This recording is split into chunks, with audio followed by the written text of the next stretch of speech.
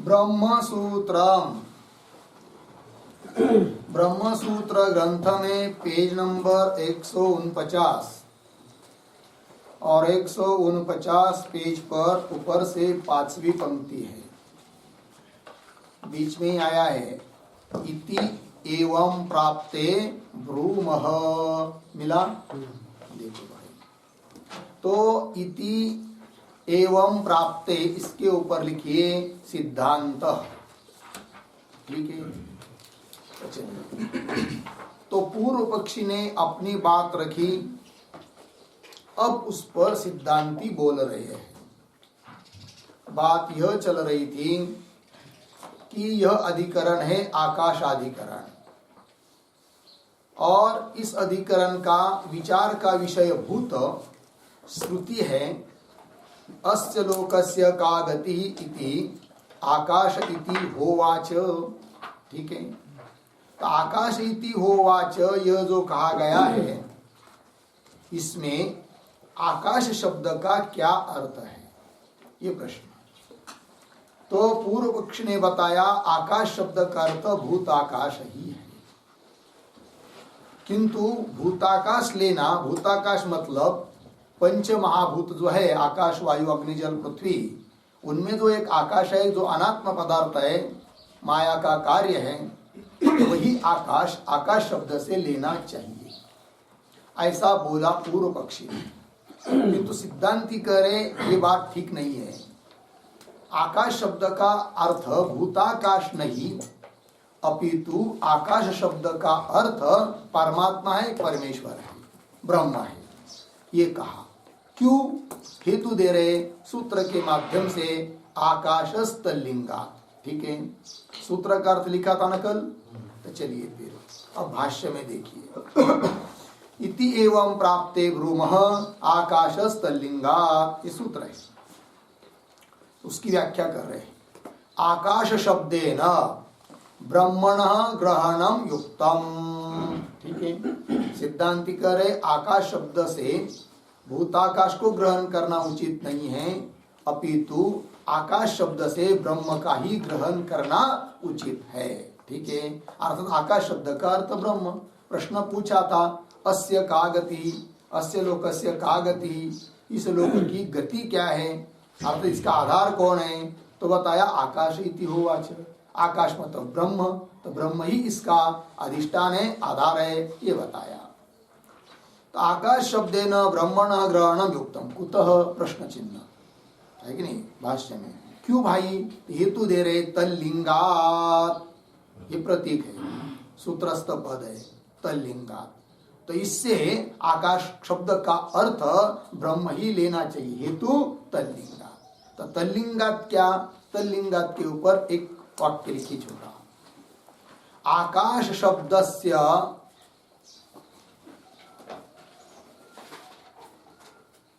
आकाश शब्दस्य अर्थे ब्रह्मणः चिन्हानि, ब्रह्मणः चिन्हानि श्रुतौ उक्तानि भवन्ति, श्रुतौ उक्तानि भवन्ति। अतः आकाश शब्देन, आकाश शब्देन ब्रह्मणः ग्रहणम युक्तम, ब्रह्मणः ग्रहणम युक्तम।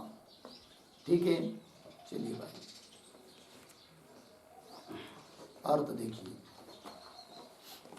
आकाश शब्द से अर्थ, आकाश शब्द का जो अर्थ है, तो उसमें ब्रह्म के चिन्ह बताए गए हैं, ब्रह्म के ज्ञापक जो चिन्ह है, अर्थात ब्रह्म बोध कराने के लिए जो बात बताई है वो सब यहाँ पर बताई है। अतः यहाँ पर आकाश शब्द का अर्थ भूत आकाश नहीं, अपितु आकाश शब्द का अर्थ परमात्मा ही है। लग गया? आगे चलिए। परस्य ही ब्रह्मणः इदम लिंगम, तल्लिंगात् कह दिया, तो ब्रह्म के लिंग, ब्रह्म के ज्ञापक चिन्ह उस आकाश शब्द के अर्थ में बताए हैं, अतः आकाश शब्द का अर्थ ब्रह्म है। किंतु कौन है वो लिंग? कौन वो चिन्ह है, कौन वो ज्ञापक वस्तु है जिसके कारण आकाश शब्द का अर्थ ब्रह्म लिया जा रहा है। तब उसका स्पष्टीकरण कर रहे, लिंग कौन है उसको बता रहे हैं। परस्य ब्रह्मण, पर ब्रह्म के इदम लिंगम, लिंगम ज्ञापकम, ये ज्ञापक चिन्ह है। कौन भाई, तो श्रुति देकर बता रहे हैं, सर्वाणि ह वा इमानि भूतानि आकाशात एव समुत्पद्यन्ते इति, इस श्रुति में बताया है लिंग। तो देखो भाई, तो सर्वाणि ह वा इमानि भूतानि, सभी यह भूत आकाशात एव, आकाश से ही समुत्पद्यन्ते उत्पन्न होते हैं। ठीक है, इस श्रुति में ब्रह्म के ज्ञापक जो लिंग अर्थात ज्ञापक चिन्ह वो बताए हैं। कैसे, उसका स्पष्टीकरण कर रहे, आगे देखिए। परस्मात् ही ब्रह्मणः भूतानां उत्पत्तिः इति वेदांतेषु मर्यादा। ठीक है जी। तो परस्मात् ब्रह्मण, पर ब्रह्म से ही, परमात्मा से ही भूतानां उत्पत्ति, सभी भूतों की, प्राणी मात्र की और पंचमहाभूतों की उत्पत्ति होती है। यह वेदांत की क्या है, मर्यादा। क्या लिखा, परस्मादि ब्रह्मण भूतानां उत्पत्ति इति वेदांतेषु मर्यादा। मर्यादा मतलब, मर्यादा शब्द का अर्थ लिखिए प्रतिपादनम।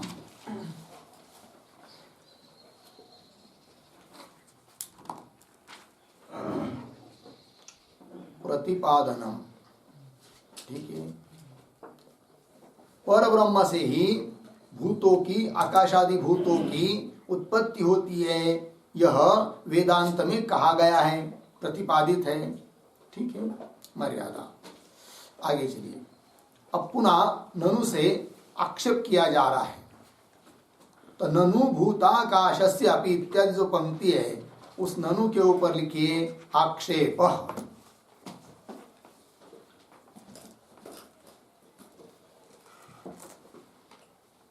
आक्षेप, तो क्या आक्षेप कर रहा है पूर्व पक्षी, देखिए। ननु भूताकाशस्य अपि वायवादि क्रमेण कारणत्वं दर्शितम, यहां तक आक्षेप ग्रंथ है। मतलब पूर्व पक्षी का कहना है, तो आकाश शब्द का अर्थ भूताकाश भी लेंगे तो भी कोई दिक्कत नहीं है। दिक्कत कहाँ बताई, कि ये जो श्रुति अभी बताई, सर्वाणि ह वा इमानि भूतानि आकाशात एव समुत्पद्यन्ते, सभी के सभी ये भूत, सभी सर्व शब्द आया यहाँ पर। सर्व शब्द से केवल वायु इत्यादि नहीं ले सकते, आकाश को छोड़कर। सर्व शब्द के अंतर्गत आकाश भी आ गया, तो आकाश की भी उत्पत्ति बताई है। ठीक है ना। और सर्वाणि ह वा इमानि भूतानि आकाशादेव, आकाश से ही, आकाश शब्द का अर्थ परमात्मा, परमात्मा से ही समुत्पद्यन्ते उत्पन्न होते हैं, ये श्रुति ने में कहा, श्रुति में कहा है। और पूर्व पक्षी बोल रहा है कि आकाश शब्द का अर्थ करेंगे क्या, भूताकाश। तो बोलेंगे फिर ये कैसे लगाओगे कि समुत्पद्यन्ते भूतानि, सभी भूत उस आकाश से उत्पन्न होते, ये कैसे लगाएंगे। तो वो कहता है आकाश भूताकाश भी लेंगे तो उससे वायु, अग्नि, जल, पृथ्वी, ये सब भूत उत्पन्न हो ही रहे कि नहीं। तो सर्वाणि भूतानि का अर्थ कर देंगे वायवादि भूतानि, है कि नहीं, संकोच कर देंगे सर्व शब्द का। जबकि सर्व शब्द का अर्थ होना चाहिए क्या, आकाश आदि सभी भूत, किंतु अर्थ करेंगे क्या, वायु, आकाश को छोड़कर वायु आदि सभी भूत, तो वो सब उत्पन्न होते हैं। और किससे, आकाश से। तो भूताकाश भी लेंगे तो संगति तो लग ही जाएगी, किंतु संकोच करना पड़ेगा सर्व शब्द के अर्थ का, ऐसा कहना चाहता है कौन, पूर्व पक्षी। ननु भूताकाशस्य अपि वायवादि क्रमेण कारणत्वं दर्शितम। लग गया इतना।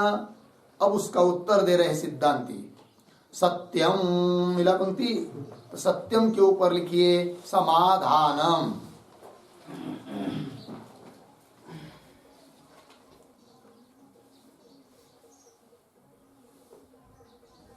समाधानम, ठीक है। देखिए भाई, अर्थ देखिए, समाधानम, क्या समाधान दे रहे हैं, सत्यम दर्शितम, मतलब ये बात दिखाई है क्या, कि आकाश से वायु, वायु से अग्नि, अग्नि से जल, ऐसी उत्पत्ति बताइए। ये बात यद्यपि सत्य है तो भी, तथापि आगे आ रहा है, तथापि मूल कारणस्य ब्रह्मणः अपरिग्रहात् आकाशात् एव इति अवधारणम् अर्धविराम सर्वाणि इति च भूत विशेषणम् न अनुकूलम स्यात्। ठीक है, देखो भाई, तो इति क्या लिखा है, ब्रह्मण अपरिग्रहात् आकाशात एव इति अवधारणम, मिला शब्द अवधारणम का अन्वय किसके साथ, अवधारणम नानुकूलम स्यात्। उसी प्रकार क्या, सर्वाणि च भूत विशेषणम नानुकूलम स्यात्, नानुकूलम स्यात् के साथ दोनों का अन्वय है। लग गया जी?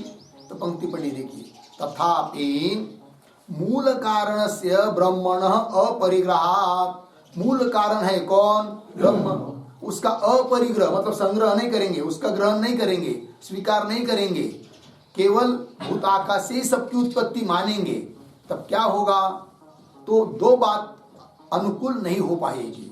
कौन दो बात, वो दे रहे पंक्ति में, तथापि मूल कारणस्य ब्रह्मण अपरिग्रहात् आकाशात एव, आकाशात एव, एव पता है ना, एव शब्द का अर्थ है अवधारण, वो भी अनुकूल नहीं होगा। आकाशात एव इति अवधारणम न अनुकूलम स्यात्, एक बात। दूसरी बात, सर्वाणि च भूत विशेषणम, भूतों का जो विशेषण दिया है, सर्वाणि इमानि भूतानि, सर्वाणि जो विशेषण दिया है भूतों का, वह भी अनुकूल नहीं हो पाएगा। लग गया पंक्ति? तो देखिए, नानुकूलम स्यात्, ये जो शब्द आया है कि नहीं, उसका अर्थ पहले लिखिए। नानुकूलम स्यात् मतलब संगतम न भवति, नानुकूलम स्यात् बराबर संगतम न भवति।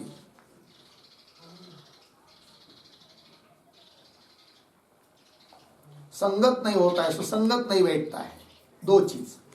कौन, पहला बताया क्या, आकाशात एव इति अवधारणा, मिला जी? कब सुसंगत नहीं होती हैं, मूल कारण ब्रह्म का ग्रहण नहीं करेंगे तब। ठीक है, तो आकाशात एव इति अवधारणम, ये शब्द है कि नहीं, उस पर लिखते एक वाक्य, तेज प्रभृतिषु, तेज प्रभृतिषु वायवादेहे अपि, वायवादेहे अपि कारणत्वात्, कारणत्वात् एवकार श्रुति बाधः,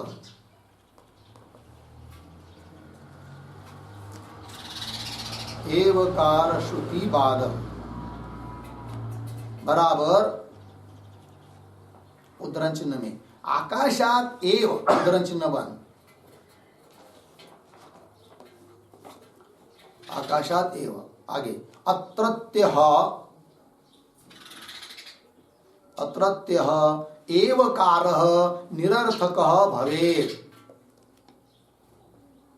एवकारः निरर्थकः भवेत् यदि, यदि आकाश शब्दस्य, आकाश शब्दस्य भूताकाशः अर्थः, भूताकाशः अर्थः स्वीक्रियते चेत्,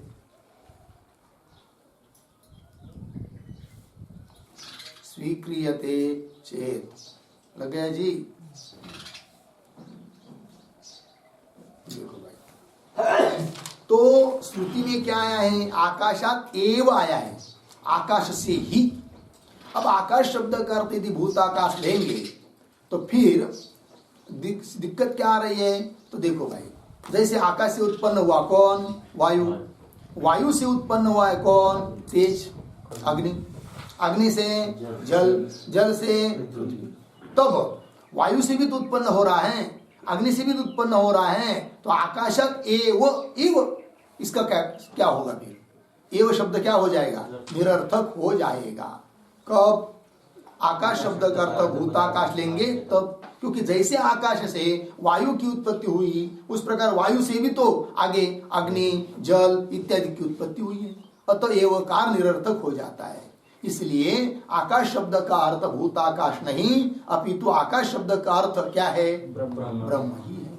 तब बोलेंगे भाई ब्रह्म को लेने पर एवकार निरर्थक नहीं होगा क्या? तो नहीं होगा। क्यों नहीं होगा निरर्थक एवकार?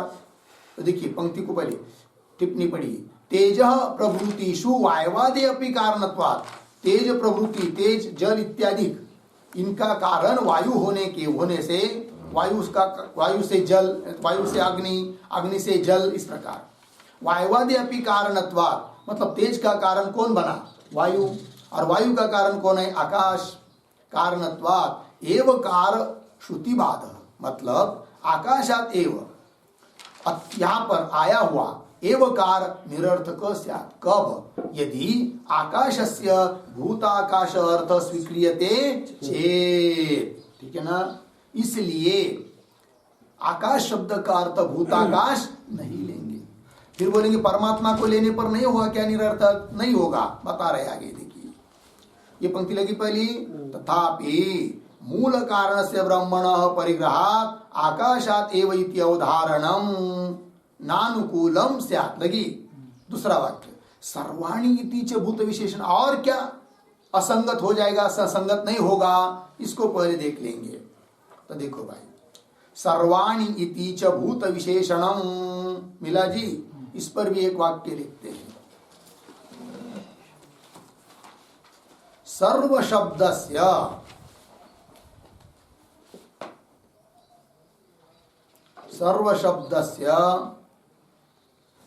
आकाशातिरिक्तः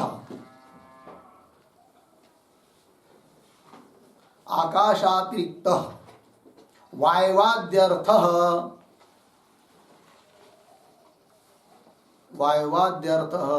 स्वीकर्तव्यः भविष्यति।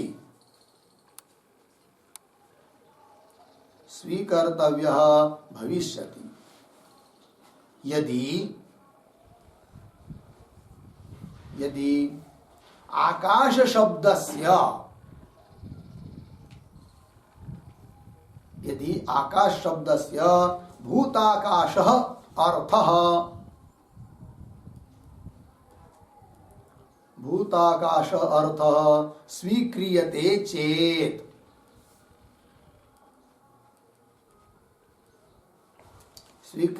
चेत, पूर्ण विराम, अतः ब्रह्म एव अर्थः,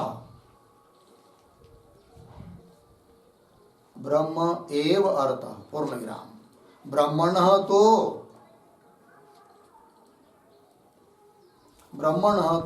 सर्वात्मकत्वात्, उद्धरण चिन्ह में तस्मात् एव सर्वम,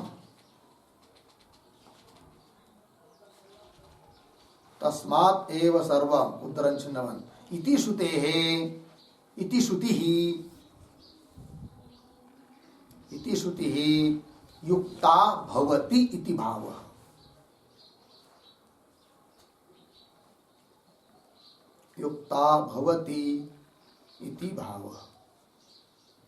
ठीक है, देखिए अर्थ।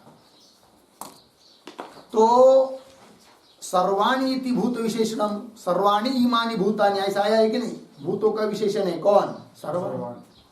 अब देखिए, तो सर्व शब्दस्य, यदि आकाश शब्द का अर्थ भूताकाश लेंगे तो सर्व शब्द का जो अर्थ है उसका संकोच करना पड़ता है। मतलब सभी ऐसा अर्थ न करके आकाश को छोड़कर बाकी ऐसा अर्थ करना पड़ता है, क्योंकि आकाश से वायुवादिक उत्पन्न हुए, ऐसा अर्थ फिर कर पाएंगे। तो सर्व शब्द भी सुसंगत नहीं बन पा रहा है, एव शब्द की भी संगति नहीं लग रही है। कब? आकाश शब्द का अर्थ यदि भूताकाश करते हैं तो। पंक्ति देखिए, सर्व शब्दस्य आकाशातिरिक्त, आकाश से भिन्न वायवादी अर्थ स्वीकर्तव्य भविष्यति, स्वीकारना पड़ेगा। कब? यदि आकाश शब्द से भूत आकाश अर्थ स्वीक्रियते चेत, आकाश शब्द का अर्थ भूत आकाश करते हैं तो फिर बोलेंगे ठीक है, समझ लीजिए आकाश शब्द का अर्थ ब्रह्म कर लिया, तब क्या होगा? तब सर्व शब्द का अर्थ का भी संकोच नहीं करना पड़ेगा, क्योंकि आकाश से अर्थात ब्रह्म से उत्पन्न हुए कौन? सभी भूत। सभी भूत मतलब आकाश वायु आदि सभी भूत। तो आकाश सर्व शब्द का अर्थ संकोच नहीं करना पड़ेगा, और सर्व शब्द एव शब्द भी निरर्थक नहीं होगा। क्यों? बता रहे देखिए, अतः ब्रह्म एव अर्थ ब्रह्मण तो सर्वात्मकत्वात्, ये उत्तर है। ब्रह्म कैसा है? सर्वात्मक है कि नहीं? ब्रह्म से आकाश उत्पन्न हुआ, फिर आकाश से वायु, किंतु आकाश भी क्या है? ब्रह्म से अतिरिक्त है ही नहीं है। तो आकाश से वायु उत्पन्न हुआ अर्थात ब्रह्म से उत्पन्न हुआ। वायु से अग्नि उत्पन्न हुई, और वायु कौन है? ब्रह्म ही है, क्योंकि कारण से कार्य भिन्न होता नहीं है। एक बात ठीक है ना? और अध्यस्थ पदार्थ अधिष्ठान से भिन्न होता नहीं है, इसलिए एवं का अर्थ भी निरर्थक नहीं होता है। लग गया जी? और स्वतंत्र रूप से तो आकाश से वायु उत्पन्न नहीं हो रहा है, वायु से जल उत्पन्न नहीं हो रहा है। आकाश उपहित चैतन्य से उत्पन्न होता है कौन? वायु। वायु उपहित चैतन्य से उत्पन्न होता है कौन? अग्नि। अतः एवकार निरर्थक नहीं होता है। और आकाश शब्द का अर्थ भूत आकाश लेंगे तो एवकार निरर्थक होता है। वो कैसे बता दिया ऊपर? लग गया जी? चलिए, ब्रह्मण तु सर्वात्मकत्वात्, ब्रह्म सर्वात्मक होने के कारण तस्मात् एव आकाशात् एव सर्वम इति श्रुति ही युक्ता भवति, एवकार निरर्थक नहीं होता है इति भाव। लग गया पंक्ति? चलिए मूल में, भाष्य में, तथापि मूल कारण से ब्रह्मणः अपरिग्रह आकाशात् एव इति अवधारणम, एवकार का अर्थ जो अवधारण है, निश्चय अवधारणम, ये भी अनुकूल नहीं होगा। और सर्वाणि इति च भूत विशेषणम नानुकूलम स्यात्। लग गया पंक्ति? चलिए आगे।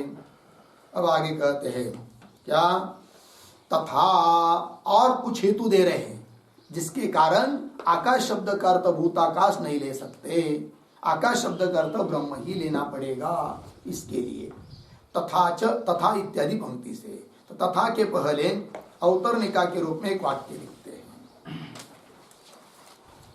तथा सर्वलयाधारत्वम,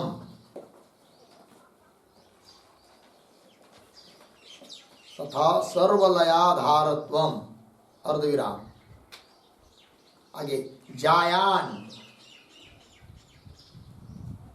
जायान बराबर निरतिशय महत्वम, निरतिशय महत्वम अर्धविराम, आगे परायणम, परायणम बराबर जगत स्थिति काले अपि, जगत स्थिति काले अपि परमाश्रयत्वम, परमाश्रयत्वम बराबर श्रेष्ठाश्रयत्वम, श्रेष्ठाश्रयत्वम इति एतानि, इति एतानि स्पष्टानि, स्पष्टानि ब्रह्मलिंगानि भवन्ति, ब्रह्मलिंगानि भवन्ति इति आह, इति आह तथा इति। ठीक है, देखिए भाई अर्थ। तो हेतु है मूल में, सूत्र में तल्लिंगा ब्रह्मलिंग। तो ब्रह्म के और कौन कौन लिंग है?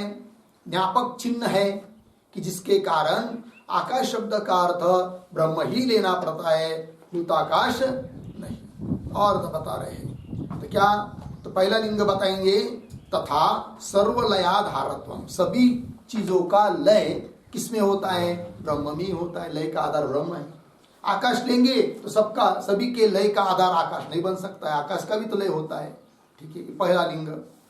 और जायान, जायान शब्द आया है श्रुति में, जायान शब्द का अर्थ होता है निरतिशय महत्व, और आकाश में महत्ता व्यापकता है किंतु वो सापेक्ष है, और जायान शब्द का अर्थ होता है निरतिशय महत्व, वो केवल ब्रह्म ही है। अतः आकाश शब्द का अर्थ ब्रह्म लेंगे तो ये भी सुसंगत हो जाता है। ठीक।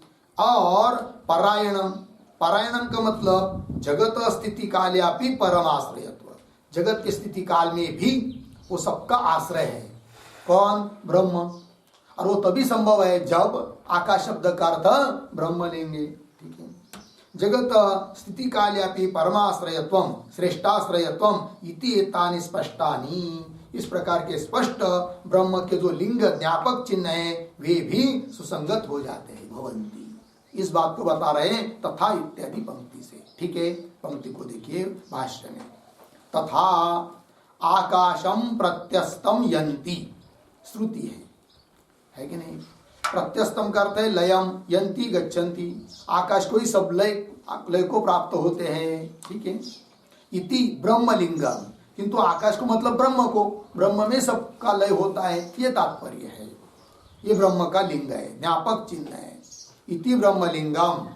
आगे आकाशो ही एव एभ्यः जायान आकाशः परायणम इति च जायस्त्व परायणत्वे, पूर्ण विराम। ठीक है। तो देखो भाई, आकाशः ही एव एभ्यः जायान, एभ्यः भूतेभ्यः, इन सभी भूतों से जायान मतलब सबसे महान बड़का कौन है? आकाश। और वो क्या है जी? परायणम। तो दो बात बताइए इस श्रुति में, निरतिशय महत्व और परम आश्रयत्व, और ये भी सब ब्रह्म में ही संभव है, भूत आकाश में नहीं।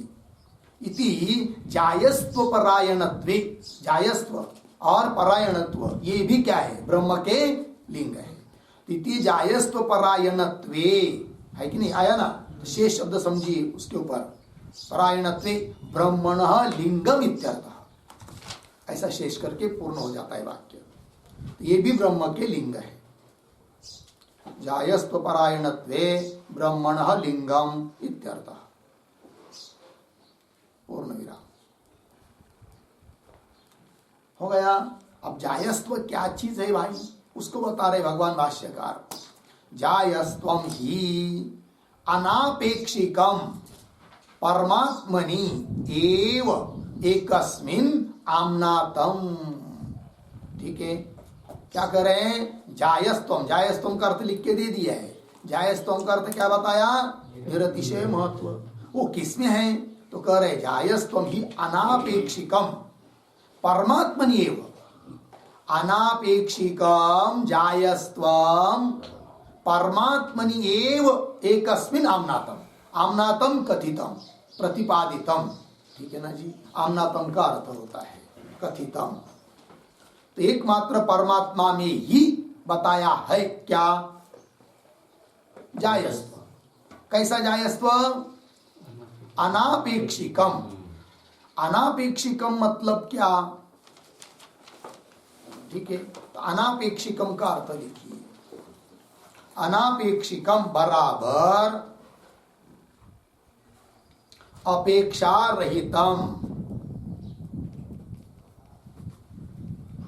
अपेक्षा रहितम निरपेक्षम इत्यर्थः, निरपेक्षम इत्यर्थः। ठीक, अर्धविराम। आगे लिखिए जायस्त्वम बराबर महत्वम, जायस्त्वम बराबर महत्वम, अर्धविराम। आम्नातम बराबर कथितम श्रुत्या इत्यर्थः, कथितम श्रुत्या, श्रुत्या कथितम ऐसा इत्यर्थः। हो गया जी? चलिए भाई, तो अनापेक्षिक मतलब अपेक्षा निरपेक्ष, जायस्त्व अर्थात महत्व ब्रह्म में ही बताया है श्रुति ने, वही वाक्य मूल भाष्य में। चलिए, जायस्त्वमि अनापेक्षिकम परमात्मनि एव एकस्मिन आम्नातम। तो बोलेंगे कौन श्रुति में निरपेक्षिक महत्व ब्रह्म में बताया है? श्रुति तो बताओ। तो श्रुति दे रहे हैं जायान पृथिव्या, जायान अंतरिक्षात, जायान दिवो, जायान एभ्यो लोकेभ्य इति। यह श्रुति है। इस श्रुति के पदों का थोड़ा अन्वय। पृथ्व्या पीछे जायान, पृथ्व्या जायान, आगे अंतरिक्षात जायान,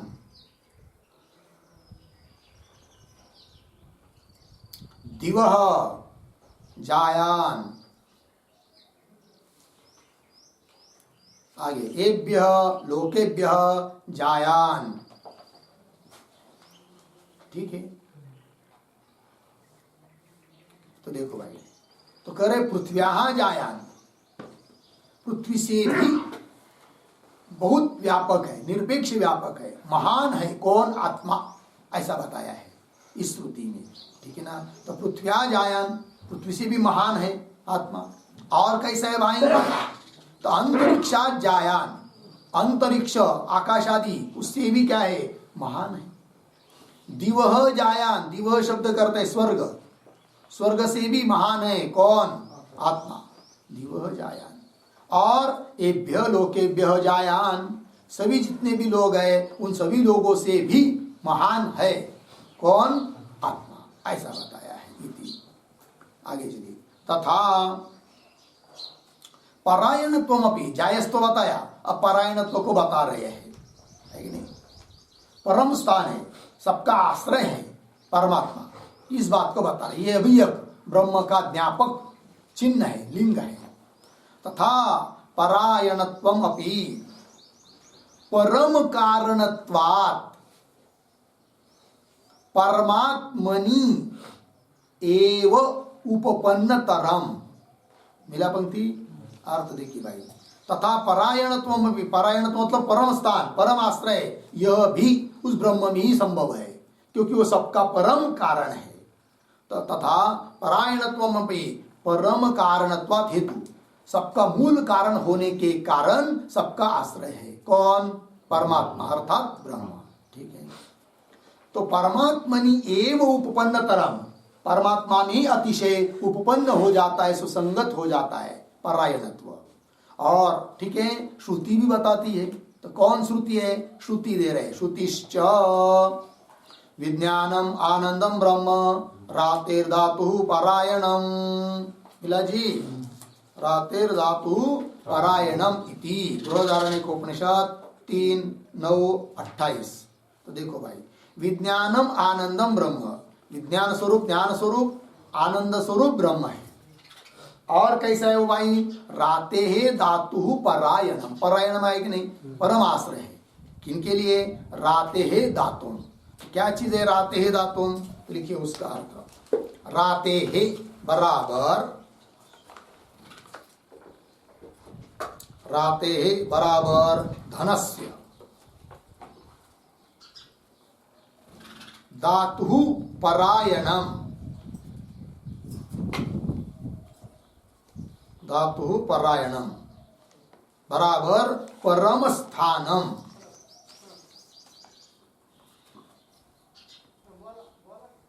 परम स्थान अर्धविराम। कर्म कर्तु यजमानस्य, कर्म कर्तु यजमानस्य परम गति, परम गति बराबर कर्म फलदाता परमेश्वर एव, कर्म फलदाता परमेश्वर एव इत्यर्थ। ठीक, देखो भाई अर्थ।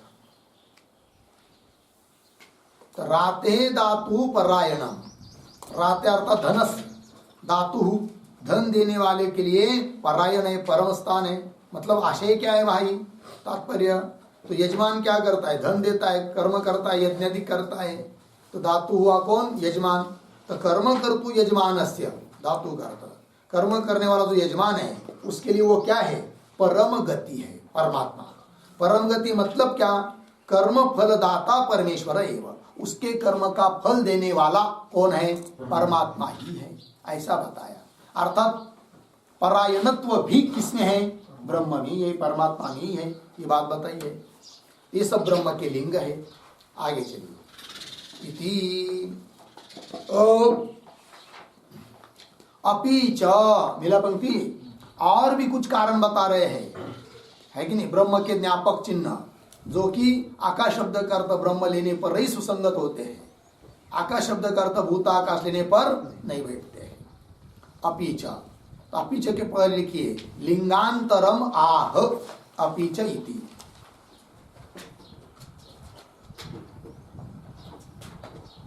लिंगांतरम आह अपि च इति। अन्य लिंगों को बता रहे अपि च इत्यादि पंक्ति से। पंक्ति बड़ी भाष्य में अपि च अंतवत्व दोषेण शालावत्यस्य पक्षम निंदित्वा अनंतं किंचित वक्तु कामेन जैवलिना आकाश परिगृहीतः तम च आकाशम उद्गीते संपाद्य उपसंवरति स एष परोवरीयान उद्गीत स एष अनंतः इति तच्च अनंत्यम ब्रह्मलिंगम। मिला? ठीक है। तो अनंतत्व, अंतरहितत्व, अविनाशित्व, यह भी ब्रह्म का लिंग है और उसको भी बताया है। अतः आकाश शब्द का अर्थ यदि भूताकाश लेंगे तो ये नहीं बैठेगा फिर अनंतत्व, अविनाशित्व, क्योंकि भूताकाश भी नाश होने वाला है। अतः आकाश शब्द का अर्थ क्या है? ब्रह्म ही है। ठीक है। अब कैसे? तो देखिए अपि च अंतवत्व दोषेन, मिला? अंतवत्व दोषेन के लिए एक शब्द लिखिए विनाशित्व दोषेन।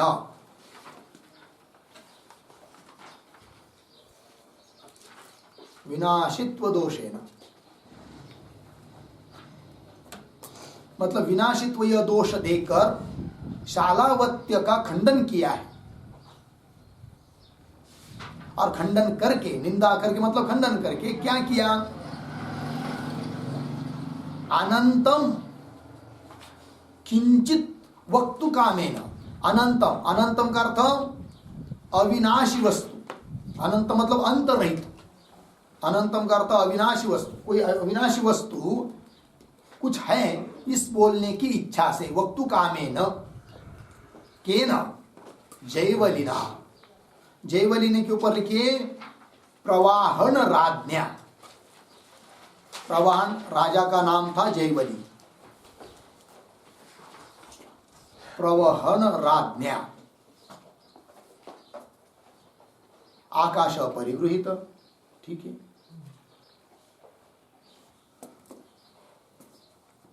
तो प्रश्न उठता है कि आकाश का ही ग्रहण क्यों किया उन्होंने, जैवली ने?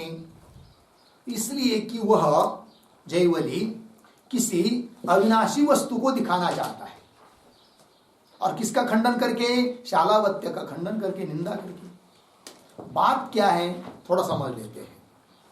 तो छांदोग्य उपनिषद में आप प्रथम अध्याय को खोलेंगे और प्रथम अध्याय के 8वां खंड उसमें जाकर देखेंगे तो वहां ये सब कथा आती है।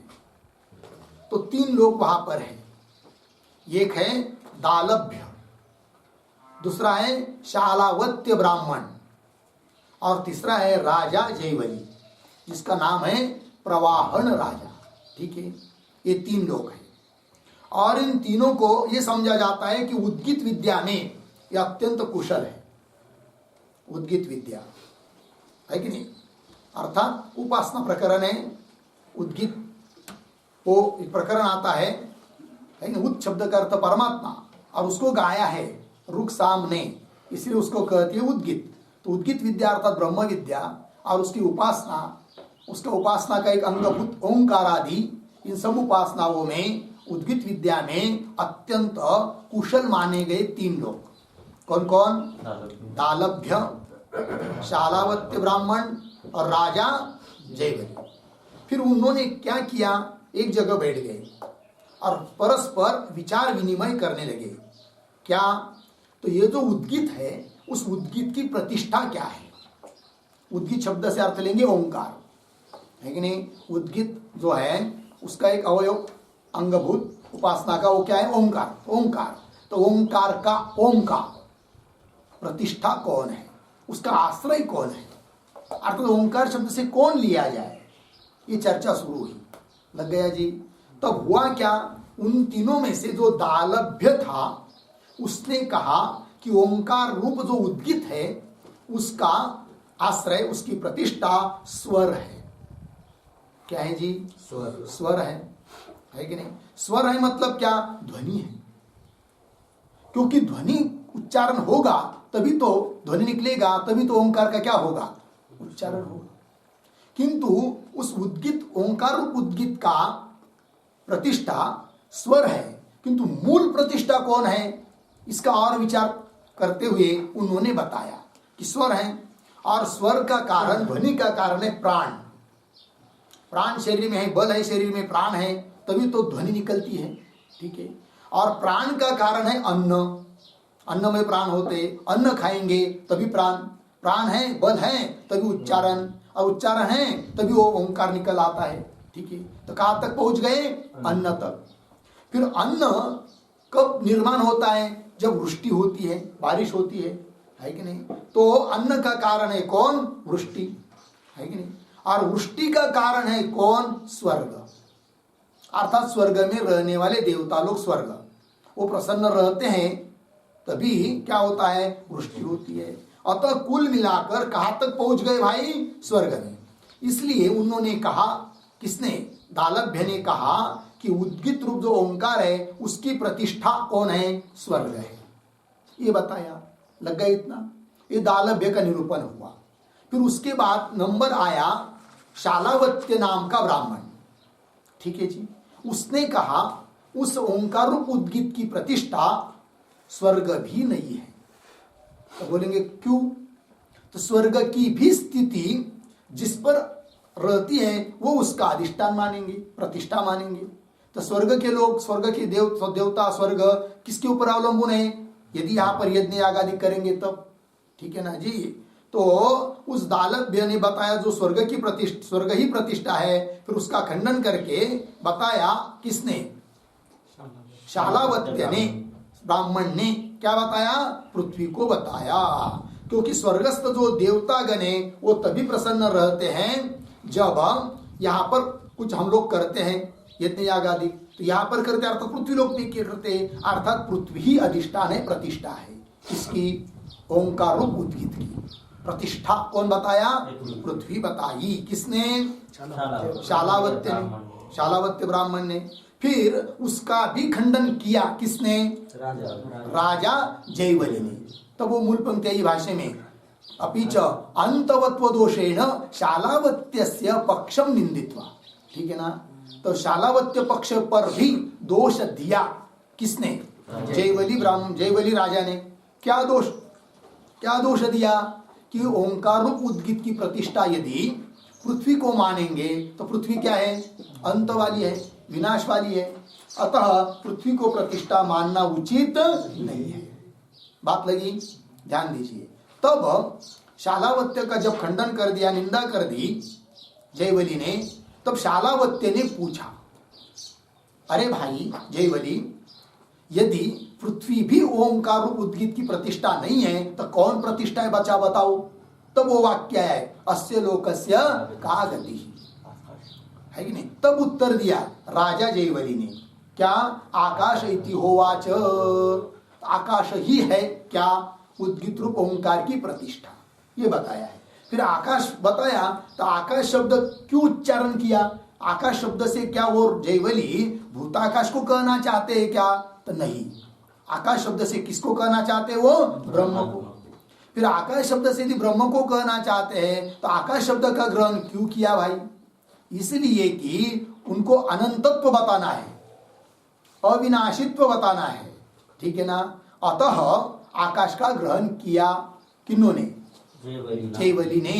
यही बताया है मूल पंक्ति में। तो देखिए, अपि च अंतवत्व दोषेण, शालावत्यस्य पक्षम निंदित्वा, मिला, शालावत्य के पक्ष की निंदा करके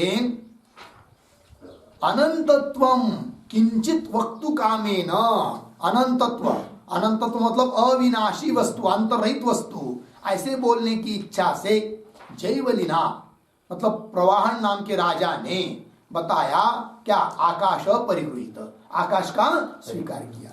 ठीक है ना, तो बोलेंगे भाई आकाश का स्वीकार किया तो आकाश ही उसकी प्रतिष्ठा है, अर्थात उस आकाश का उस उद्गित रूप ओंकार के साथ, ब्रह्म के साथ अभेद बताया। वही दे रहे आगे, तम च आकाशम, आकाश का ग्रहण किया और उस आकाश को उद्गीत ही संपाद्य, उद्गीत के साथ अभेद बता दिया। ठीक है ना, तो आकाश जैसा अविनाशी है व्यवहार में, उस प्रकार वो उद्गीत रूप ओंकार भी अविनाशी अर्थात परमात्मा अविनाशी है। इसका मतलब आकाश शब्द का अर्थ परमात्मा ही लेना है। ठीक है, तम च आकाशम उद्गीते संपाद्य उपसंवरति, है कि नहीं, उद्गीत में बताकर, अभेद बताकर आकाश का उपसंहार किया है। तो ये जो अंतिम वाक्य है संपाद्य उपसंवरति, उस पर एक थोड़ा वाक्य लिखिए। उद्गीतः आकाशः एव,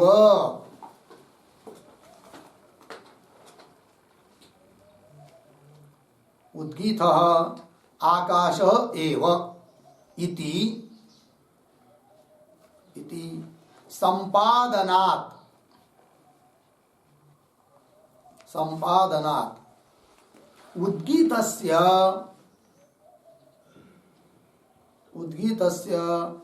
अनंतत्वादिकम,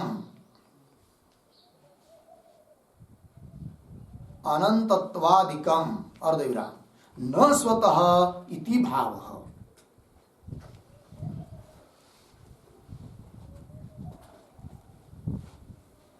न स्वतः इति भाव।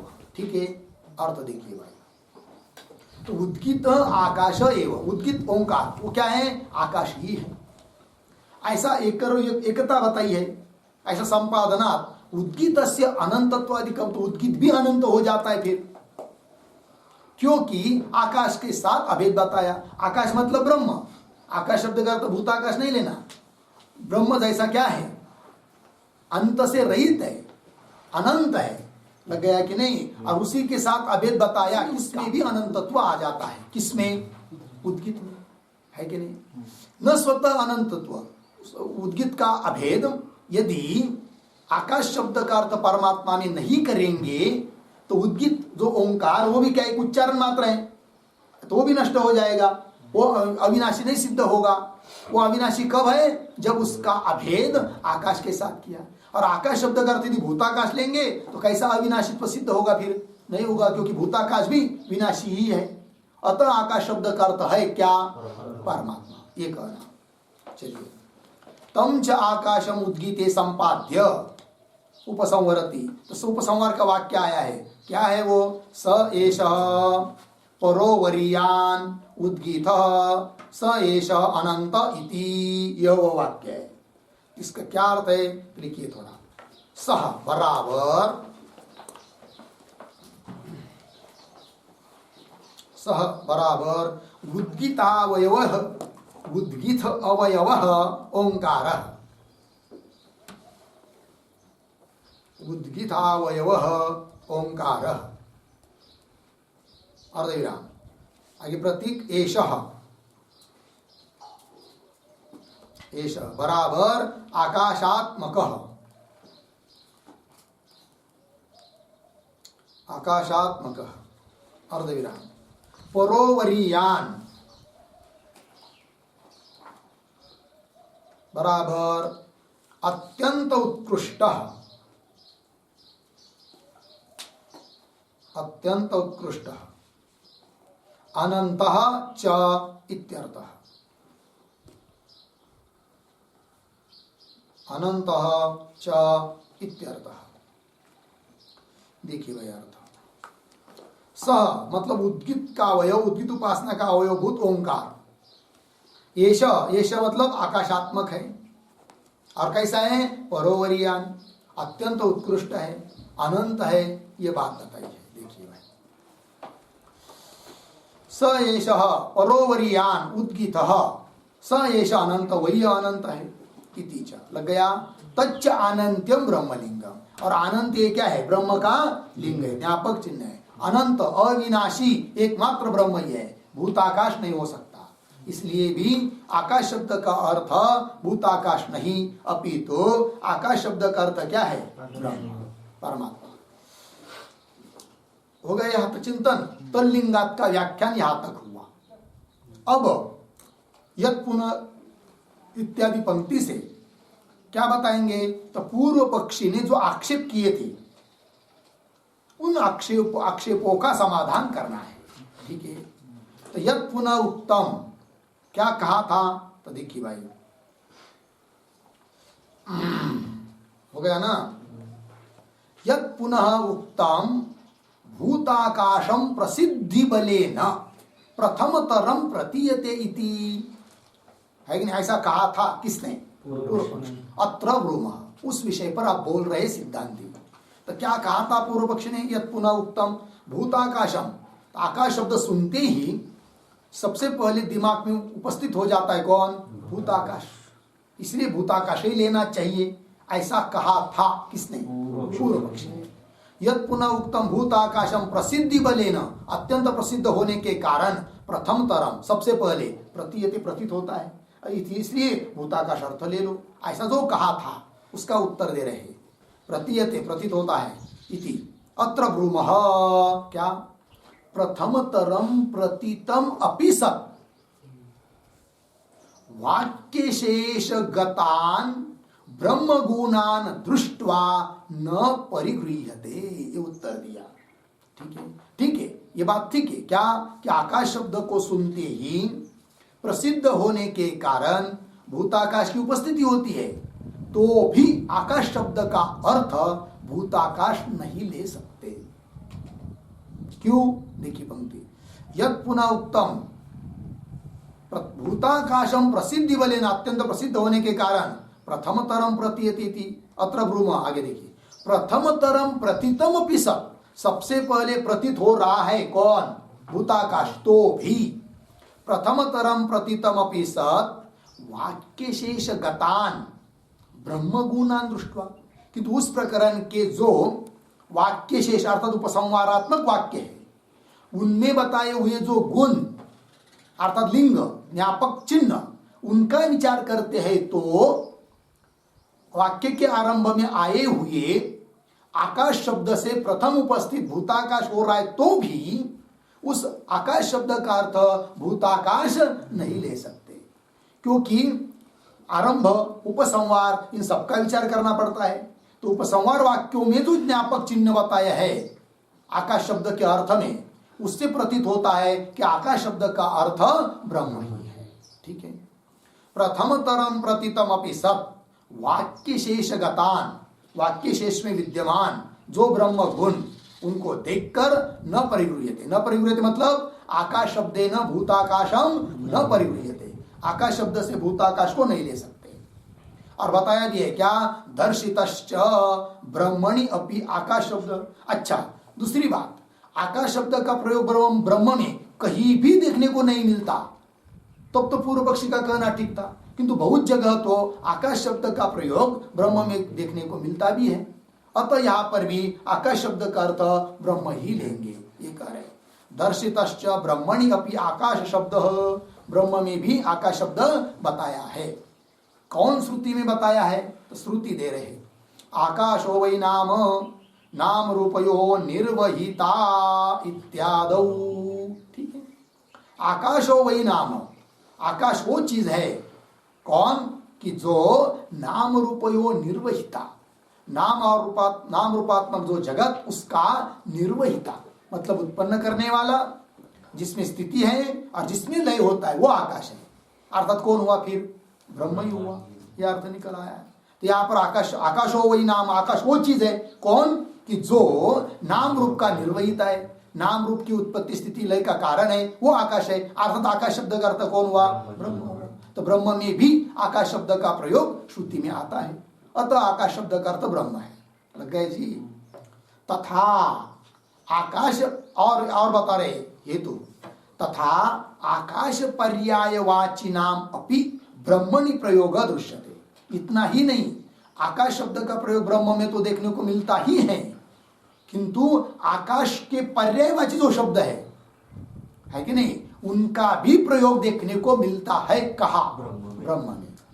अतः यहां पर श्रुति में आया हुआ आकाश हो वाचे, यहां पर आया हुआ आकाश शब्द, उसका अर्थ परमात्मा ही है। तो पर्याय, आकाश के पर्यायवाची कौन ऐसे शब्द हैं कि जिनका प्रयोग ब्रह्म में किया गया है, श्रुति में देखने को मिलता है? तो बताओ कुछ उदाहरण तो दे रहे हैं। तथा आकाश पर्यायवाची नाम अपि मिला, तथा आकाश पर्यायवाची नाम शब्दानाम अपि, ऐसा समझना।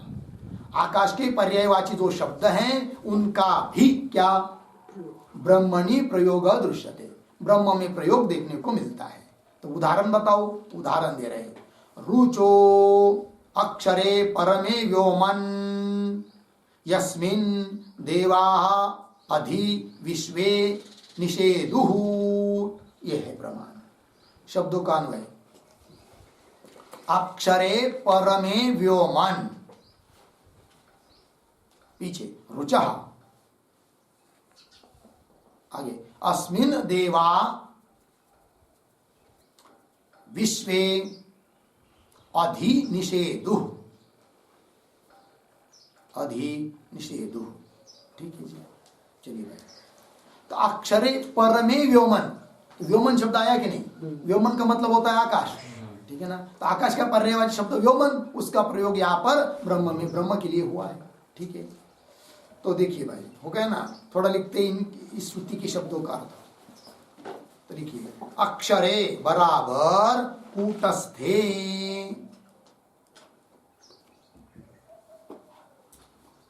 अक्षरे बराबर कूटस्थे। आगे परमे बराबर उत्कृष्टे, उत्कृष्टे। आगे प्रतीक व्योमन बराबर व्योमनी बराबर आकाशे बराबर परमेश्वरे। ठीक, अर्धविराम।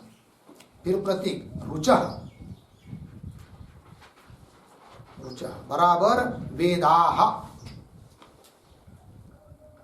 वेदाः प्रमाणत्वेन सन्ति, प्रमाणत्वेन सन्ति, पूर्ण विराम। आगे प्रतीक यस्मिन् बराबर अक्षरे। ठीक है, आगे विश्वे देवाः अधिनिषेधुः, अधिनिषेधुः बराबर अधिष्ठिताः सन्ति, अधिष्ठिताः सन्ति। ठीक है, देखिए भाई अर्थ, अक्षरे अर्थात कूटस्थ, अत्यंत उत्कृष्ट ऐसा व्योमन, व्योमनी आकाशे परमेश्वरे, परमेश्वर में, परमेश्वर के बारे में रुचि अर्थात वेदाः प्रमाणत्वेन सन्ति, वेद प्रमाण के रूप में। किसमें के बारे में? परमेश्वर के बारे में। किंतु परमेश्वर कौन? ब्रह्म। और उसके लिए कौन शब्द प्रयोग हुआ यहाँ पर? व्योमन। ठीक है, अर्थात आकाश, पर्यायवाची शब्द। और आगे यस्मिन् अक्षरे विश्व देवाः, सभी देवता लोग, अधिनिषेधु अधिष्ठिता भवन्ति, जिसमें सभी लोग, सभी देवता लोग अधिष्ठित है, आश्रित है। और अधिष्ठान है कौन? ब्रह्म, परमात्मा। ये बताया। और बता रहे, क्या बता रहे हैं? आकाश पर्यायवाची शब्दों का प्रयोग ब्रह्म में देखने को मिलता है। इस बात को और उदाहरण देकर बता रहे हैं। सैषा भार्गवी वारुणी विद्या परमे व्योमन प्रतिष्ठिता, ये श्रुति है। तो वह यह भार्गवी वारुणी विद्या है कि नहीं? परमे व्योमन, यहां पर भी व्योमन शब्द आया है। तो व्योमन का अर्थ होता है परब्रह्म में प्रतिष्ठित है, अतः उसका उसके परब्रह्म ही है। यहाँ पर भी व्योमन शब्द आया है। और बता रहे ओम कम ब्रह्म खम ब्रह्म, ये छांदोग्य उपनिषद की श्रुति है 4:10-5। यहाँ पर भी खम शब्द का प्रयोग हुआ है। खम शब्द का अर्थ क्या है? खम क्या है? आकाश का पर्यायवाची शब्द है, किंतु यहाँ पर प्रयोग हुआ ब्रह्म के लिए। ठीक है जी, तो लिखिए उसका अर्थ ओंकार कम, ओंकारः कम बराबर सुखम ब्रह्म, सुखम ब्रह्म अर्धविराम, आगे प्रतीक खम बराबर व्यापकम इति उपासित, व्यापकम इति उपासित। ठीक है, देखिए भैया ओंकार, ओंकार क्या है? कम, कम मतलब सुख, कम का अर्थ सुख है, सुखरूप ब्रह्म है। और खम, खम मतलब व्यापक, आकाश का पर्यायवाची शब्द आया खम, वो भी ब्रह्म के लिए यहाँ पर प्रयोग हुआ है। खम व्यापकम इति उपासित लग गया। और दे रहे प्रमाण बृहदारण्यक उपनिषद का, खम पुराणम मिला, बृहदारण्यक 5:1। तो खम पुराणम मतलब क्या, लिखिए उसका भी अर्थ। खम बराबर व्यापी,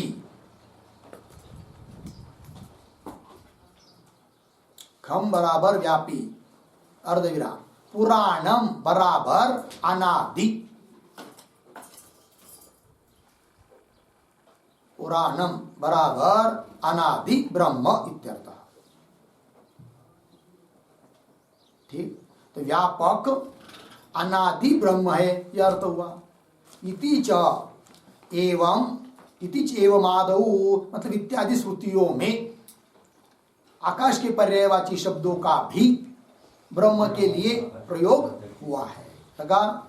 चलिए और बता रहे हैं, वाक्योपक्रमे अपि वर्तमानस्य आकाश शब्दस्य वाक्य शेष वशात युक्ता ब्रह्म विषयत्व अवधारणा। ठीक है, देखो तो वाक्य उपक्रम, उपक्रम आरंभ, तो वाक्य के आरंभ में वर्तमान विद्यमान है कौन? आकाश शब्द। तो भी उस आकाश शब्द से भूताकाश नहीं लेना है। क्यों? वाक्य शेष वशात, मतलब उस प्रकरण के जो उपसंहारात्मक वाक्य है उसके बल पर युक्ता, युक्ति युक्त ही है क्या? ब्रह्म विषयत्व अवधारणा। आकाश शब्द का अर्थ ब्रह्म ही है, इस प्रकार की अवधारणा, अवधारणा निश्चय युक्ति युक्त ही है। भले आरंभ में आकाश शब्द आया हो तो भी उपसंहारात्मक जो वाक्य है उनके बल पर आरंभ में आए हुए आकाश शब्द का अर्थ भी परमात्मा ही लेना उचित है। हो गया जी? उदाहरण देकर बताएंगे इस बात को। वाक्योपक्रम अपि, वाक्य के आरंभ में आया हुआ भी कौन? वर्तमान से आकाश शब्द से, वर्तमान विद्यमान जो आकाश शब्द से, आकाश शब्द का वाक्य शेष वशात मतलब उपसंहारात्मक वाक्यों के बल पर युक्ता, युक्ति युक्त ही है क्या? ब्रह्म विषयत्व अवधारणा।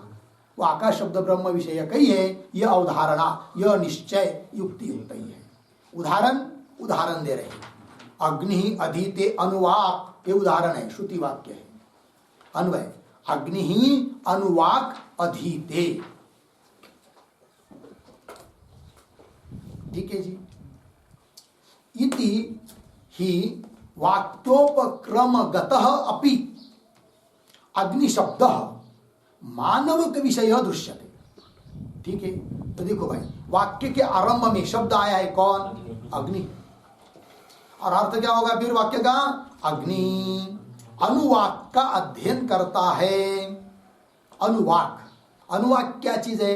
अनुवाक मतलब वेद का एक भाग है, वेद के किसी एक भाग का नाम है अनुवाक। ठीक है जी? तो अर्थ क्या हुआ फिर? अग्नि अनुवाक का, वेद के एक भाग का अध्ययन करता है। अब अग्नि शब्द का अर्थ यदि भूताकाश, अग्नि शब्द का अर्थ यदि भूताग्नि लेंगे, 5 भूतों में से जो अग्नि है कि नहीं, वो लेंगे तो वो कैसा अध्ययन करेगा फिर? तो वाक्य सुसंगत नहीं होता है। इसलिए वाक्य के आरंभ में आया हुआ भी अग्नि शब्द, उसका अर्थ करना पड़ता है मानवक। मानवक मतलब बालक, ब्रह्मचारी बालक, तो अर्थ लेना पड़ता है कि नहीं? तो अर्थ हो जाता है फिर क्या? मानवक अनुवाक का अध्ययन करता है। उस प्रकार ये दृष्टांत हुआ। पंक्ति देखिए, वाक्योपक्रमे अपि वर्तमानस्य आकाश, ये होगा ना, अग्नि अदिति अनुवाक इति वाक्योपक्रमगत वाक्य के आरंभ में गत मतलब विद्यमान, विद्यमान अपि कौन, अग्नि शब्द, मानवक विषय, किंतु उसका अर्थ क्या है, मानवक है, दृश्यते देखा जाता है, नहीं तो अर्थ नहीं बैठता।